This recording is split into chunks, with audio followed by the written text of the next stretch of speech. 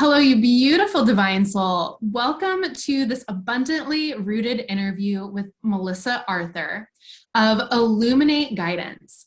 Melissa helps purpose-driven leaders to experience more joy and balance in their lives while developing their capacity to lead and succeed as executives and entrepreneurs. She believes that each one of us has the power to create a healthy, joyful, purpose-driven life. And for most people, there's a gap between their current experience and their highest aspirations. And she helps the people that she works with to bridge this gap and live their most joyful life. So welcome, Melissa. Thank you so much for having me, Sarah. I am just thrilled to be here. I have enjoyed watching the other episodes in your series and am just such a fan of the work that you do. Well, thank you so much. And I just, every time we talk, I feel like you're just so much fun and we laugh and we have a great time. And you also have this amazing blend of your background and the way that you view life. And so I would love if you would share with us just a little bit about your background and what has brought you here to where you're at in life now. Sure. Yeah. So coaching is a midlife career shift for me. I spent the first 16 years of my career working as a director in a nonprofit organization that helps connect kids with nature. And as part of that, I had the opportunity to do some pretty high level leadership development training at the Kansas Leadership Center. And as part of that, they offered International Coaching Federation accredited coaching program. And I thought it would just be a tool in my toolbox to continue in my current career path, and it turned out to be a lot more. And so I ended up creating Illuminate Guidance in 2017 and started my private practice for leadership coaching at that time. I also at the time owned a yoga studio with a couple of my friends. And so I was teaching meditation and Ayurveda and all of those wonderful things and started practicing some wellness coaching at my studio in addition to the leadership coaching I was doing. And in my view, the two could never be separated, that especially when we're working with purpose-driven leaders and high achievers, that they need to feel better and feel more balance in their life in addition to having those higher level leadership skills. So I started my business and then I got recruited to work in a primary care practice as part of an integrated medical team as a health coach. And I was hesitant to go that route, but it just kind of came out of nowhere like a lightning bolt, like some things in life that are really good for you tend to.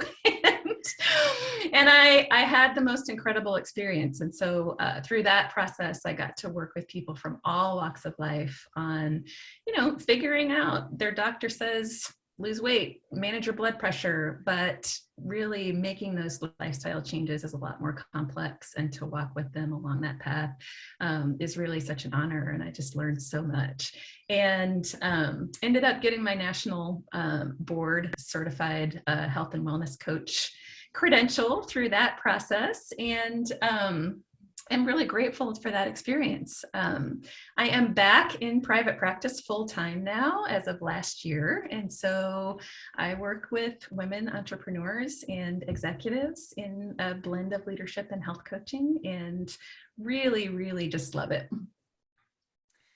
Well, I just love, how many pieces of your background come together and intersect with where you're at now. And whether you're working with, executives and on leadership or health and wellness coaches, the way that you really bring together, getting out of your comfort zone, moving through fear, facing the inner critic in order to create a definition of success that actually serves that person. And the way that you work with women in order to create that, since, we were talking about how, over the last 40 years, it's the first time that women have been able to own property and have bank accounts without something being tied to a man. And the shift that is still needing to happen for women in order to care for themselves and step into more of those roles.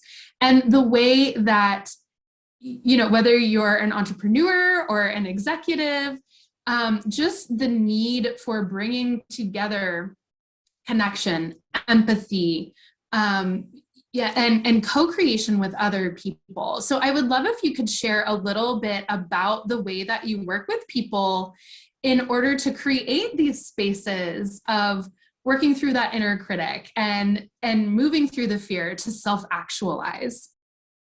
Yeah, it's really one of my favorite aspects of my practice because it's such a powerful area to work in, especially with women. And my background in the life sciences, my background in teaching meditation, and then I nerd out all the time on the new brain research and neuroplasticity and all that we're learning about how we really are more in the driver's seat around our thought patterns and how we view ourselves in the world than we think we are.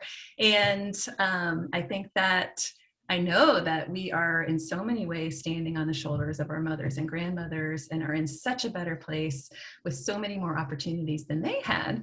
But at the same time, there's some things that haven't changed. And a lot that hasn't changed, I notice with my clients every day, is our internal world. And whether or not we truly believe that we belong in the spaces, that we can inhabit these spaces with confidence and really grow into the person that we're truly meant to be, and lead using those feminine leadership qualities that we know it's all over the leadership literature. That's what's most needed now is empathy and connection and intuition and all of these skills and things that women are innately have that I think we second guess ourselves around, like you said, when I was born, I think women could be a teacher or a nurse and definitely couldn't have a bank account on their own without someone who was a man signing for it. And so throughout our evolution, throughout our history, we have been relying on men for support, for sustenance. And so this, feeling of not wanting to rock the boat or having to fit in or having to be part of things in a way that isn't too confident or too bold or too whatever, is something that we carry with us. And so, when I talk to a woman who's in a position of power, who, has the job title, has all the skills, has all the experience, and 100%, is where she's supposed to be, and she says, I walk into these boardrooms full of men and I just freeze up and I don't know how to share my ideas. I don't know how to put that forth. There is so much to unpack around not only the systems that we work in, but the biological and evolutionary reality of how we came to be here. But the good news is, and I think that it's such a relief for my clients when they recognize that they're not the only one who has this inner voice of fear when they step outside of their comfort zone, and that there are so many tools and practices that are really effective in getting back in the driver's seat of our own thought patterns. And we work with Tara Moore's Playing Big Tools a lot. She has a really brilliant book for women's leadership that really pulls together the theory and the tools in a really beautiful way.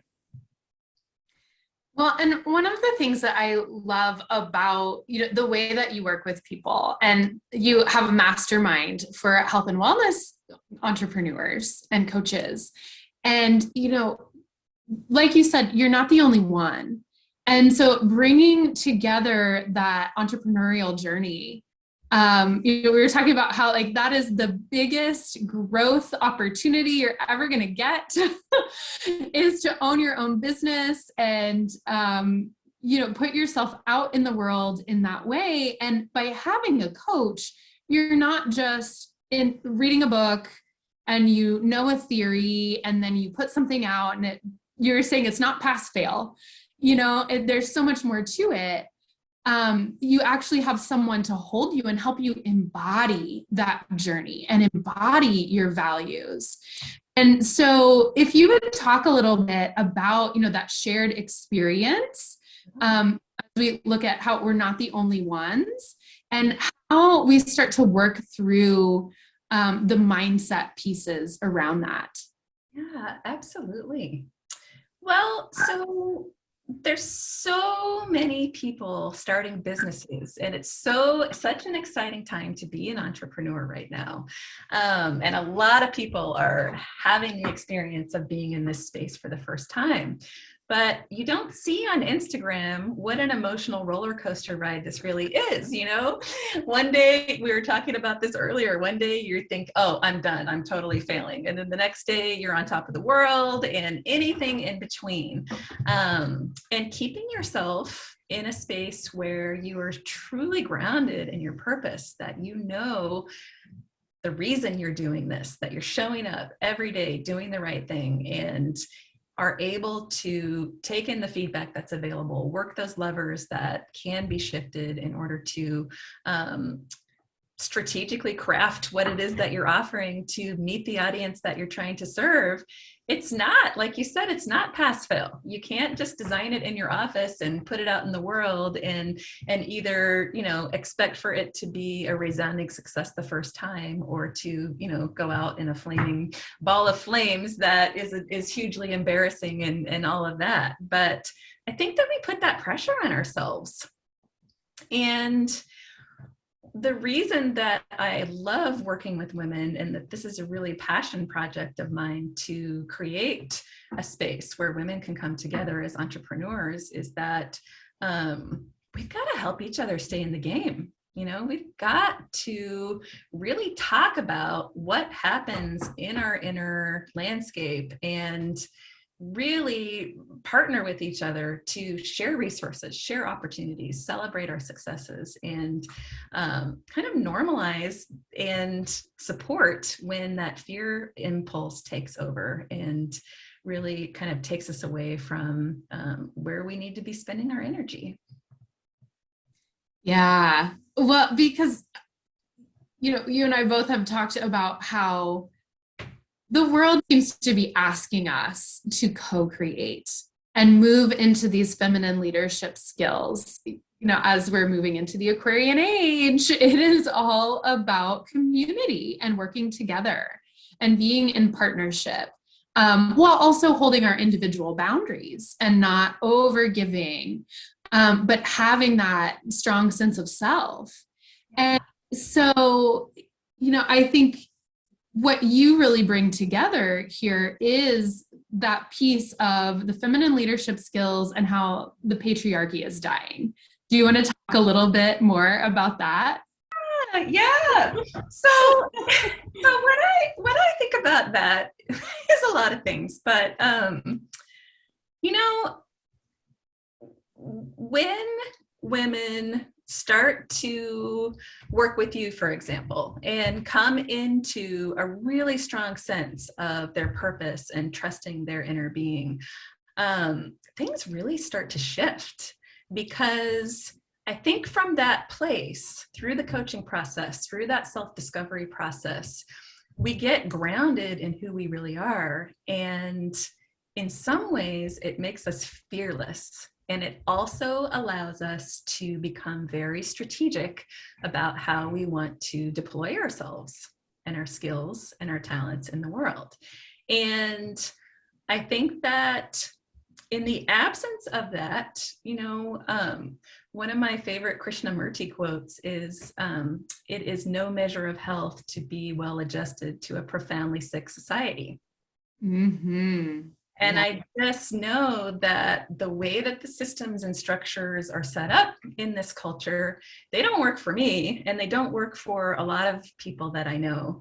And we suffer so much when we pathologize ourselves for not being enough to play this game in the world of success that really wasn't built for us, that really is not the place where we are going to truly self-actualize. And one of my favorite thought leaders on, you know, feminine empowerment is Claire Zammit, and she takes it back to Maslow's hierarchy of needs, where, you know, we can get to that place where we reach the job title or the number of clients or that achievement that we really were going for, and it still feels a little bit empty, because what we really want is to live our purpose, to be the person that we're on this earth to be, to know and understand that so deeply that we're rooted in that, and that we can, be like this big oak tree that sways in the face of whatever else comes our way. But we're here and we're doing the thing we're meant to do, and we can do it with confidence and with a great deal of strategy. And so that's kind of what it comes down to for me, is that women, we think that we're not enough because we're trying to play this game that isn't really the game we want to even be playing. And so really getting clear about our evolutionary and cultural inheritance of why we feel that way, getting clear about the nature of the systems that we work in and how they're designed, and then getting clear about and deeply rooted in our own purpose. Where those three things intersect, we realize we have so many more choices than we thought we had. We have so many more levers that we can pull, so many more ways that we can view things strategically and work into the place that we want to get, that in the absence of that, we just think something's wrong with us and we're very afraid. Right. Yeah. I love the way you bring together the choices, the way that choices open up to us. It's almost like taking those blinders off. Mm-hmm. We can really see what's available to us. Yeah. And having that sense of self. I always think of our purpose as, we get to be the individuals who get into this body and learn how to connect with our divine self-expression. And so what is it about me as this individual that I'm here to play with, that I'm here to create? And so, it really does open up a lot more life for us when we're able to come into that space, right? And I love the way that you bring up freedom and strategy, and the way that the two pieces go hand in hand. So if you would talk a little bit about that, because I think, especially for people who are multi-passionate and very creative, or, even trying to take themselves out of the box of, this is the traditional measure of success. There can be this sense of, I need my freedom, and so I don't want to adhere to certain systems and structures. But really, when we start to do that, it can set us free. So I would love to hear you share a little bit more about how you work with that. Yeah, well, just a little bit about my own personal journey, Sarah. I think we talked a little bit before about how I'm kind of a self-proclaimed freedom junkie, and I have always worked from home. And, one of the promises of having my own business is, hey, I'm the boss. I can do whatever I want. I can, make this anything. And, I also really like structuring my days really loosely and kind of just going with the flow and all of those things. And I recognized at some point, after I really just completely exhausted myself by being that way,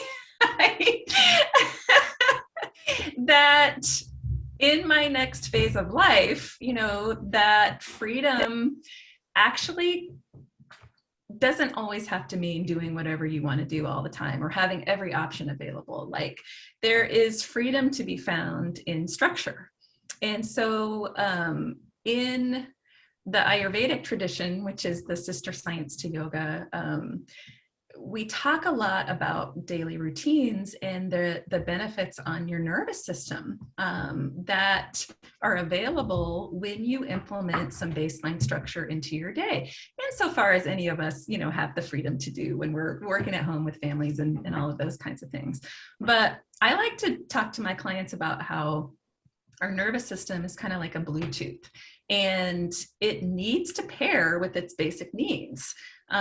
So, when is she going to feed me? When is she going to go to sleep? When is she going to exercise and rest and do all of those things? And is she going to meet my basic, most fundamental sort of lizard brain need for safety, satisfaction, and connection? And so when we implement some structure in our daily routines, our nervous system is paired with our basic needs, and it can kind of calm down and go, oh, okay, I'm set. And then any other stressors, which will inevitably come along, are going to be dealt with as kind of blips on the radar instead of, shaking the foundation because you haven't established a foundation. And so I found for my, my personal self-care that having structure is so important for me.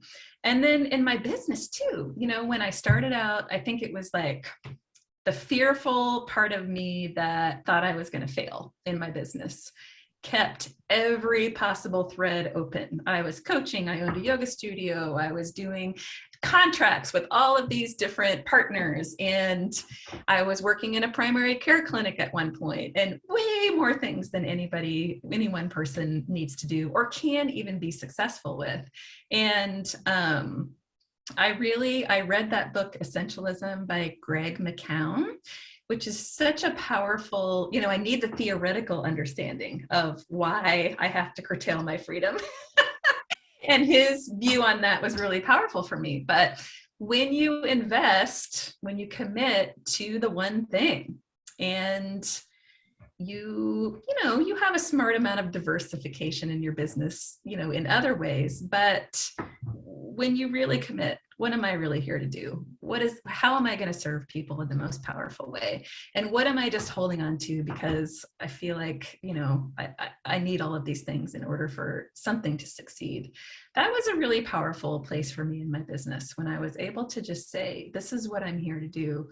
And when I let go of the yoga studio, when I quit my primary care work, when I decided to quit running my business on a shoestring of time and energy, the little crumbs that were left, and fully committed to it, I doubled my income.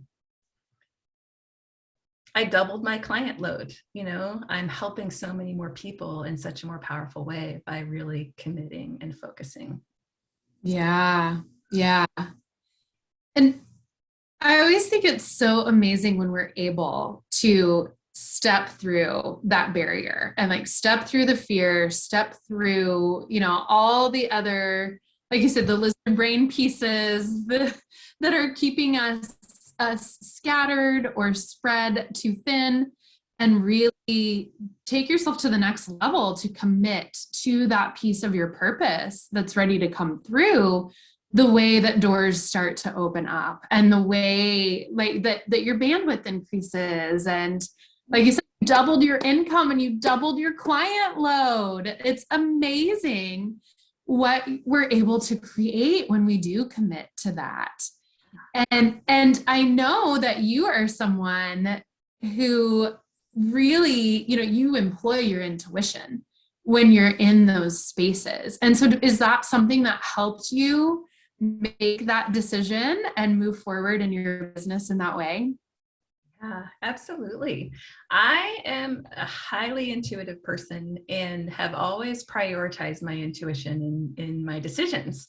And when I don't, things don't go so well. And so, no business school that I know of anyway is going to tell you that that's a legit business building strategy but for me, it really has been.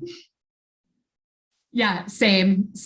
I completely agree with you. I feel like, while numbers and facts and data are important, absolutely, for creating the picture and the information, we have to come from our intuition if we really want to succeed and thrive in our businesses instead of being stuck or just having the little crumbs. And yeah, there's so many messages that will come through if we take the time to listen. And I think that our culture, it just rewards busyness and it rewards numbness, just binge watch TV, drink a beer, whatever. Don't think too much or feel your feelings.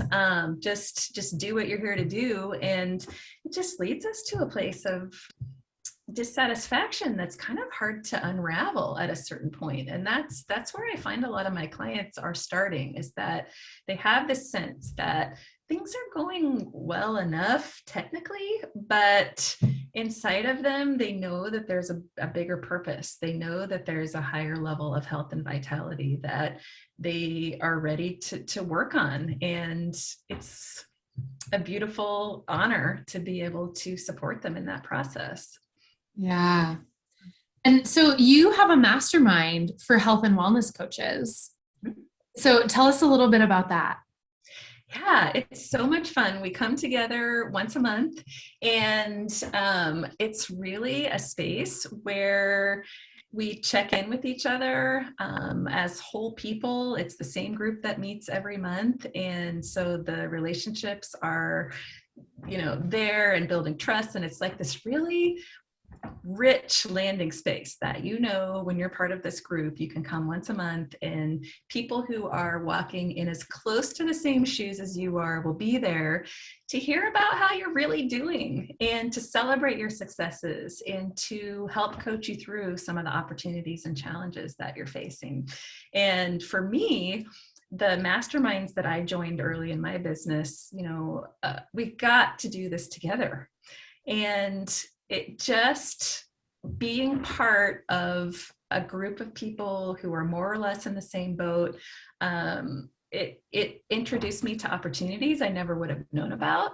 It gave me the courage to try things that I never would have had the courage to try, and really helped accelerate personal growth as well as, risks that I was willing to take to grow my business a lot more quickly. So that's what we're all about. That's wonderful. I agree. The first mastermind I was ever in, is something that really helped me ground and, expand in my business. And I know that you are someone who holds really transformational space, and you come from a deep space of integrity and a really just holding people so that they can fully express the whole range of experience that they're having to repattern and move forward. Yeah. Thank you, Sarah. That's really important to me. Yeah. So let me ask you, how do you stay abundantly rooted for yourself, and how do you help your clients create a space of feeling abundantly rooted? Well, I am abundantly rooted in joy, and I come by it naturally, I guess. My parents are very joyful people. Like, we were talking about this before. If I ever wanted to find my dad in the house or in a store or something, I would just listen for the whistling or the humming. And my husband is very much the same way. I am known for my unapologetic, loud laughter. And I just prioritize joy in my own life and work with my clients in such a way to lead them into feeling more joy in their lives. In Ayurveda, the definition of health is a consistent experience of enthusiasm, satisfaction, and joy. And that is what we already are. And everything else we're experiencing just kind of shuts it down and covers over it.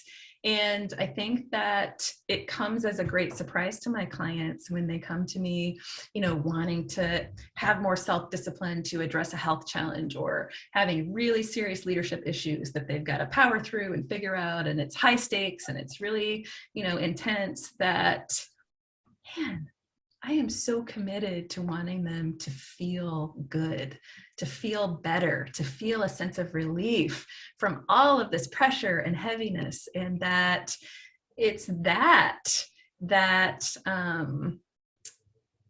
I think leads all of us into the strength and the resilience that we really need to handle all the heavy stuff, but it's something that we can all access. And it's so important to me when my clients experience that sense of relief, when they have these moments where they're like, this feels so good to me to be in this new way. I'm so much more able to help people, from this place of joy, or to meet my own goals for my health from this place of joy. And so that's it. That's really it for me. Oh, I think that's amazing, Melissa, because like creates like. And so when we can take what feels heavy or serious and find the joy in it and find the well-being and joy within ourselves, it just creates more and more and more of that, which gives us the resiliency to handle everything that's heavy or overwhelming or stressful. Yeah, and it doesn't have to be in the realm of, toxic positivity or spiritual bypass where I'm like, oh, everything's perfect, I'm just smiling all the time. It's much more deep. It has to be deeply rooted in authenticity and in integrity, and you have to uncover it in that way. You can't just kind of create it in your mind or project it out of an empty shell. And so that's I think the difference between what we sort of criticize as toxic positivity and just not dealing with the heavy stuff, but to really root ourselves in some lightness in order to give us strength. Absolutely. Yes. I'm glad that you called out that difference, because I know you are someone who is in integrity to actually embody it. I think, you and I both share that. We want to embody these qualities that are really important to us and actually use it to navigate our lives in a full sense, not just with the blinders on. I'm only going to choose to see the portion, but really let the wholeness of the experience come in. Absolutely. And using joy to navigate that. Well, you are so incredibly joyful. I always have so much fun when I'm with you. So I really appreciate you coming and talking to me and getting abundantly rooted together. Thank you so much, Melissa. Thank you, Sarah.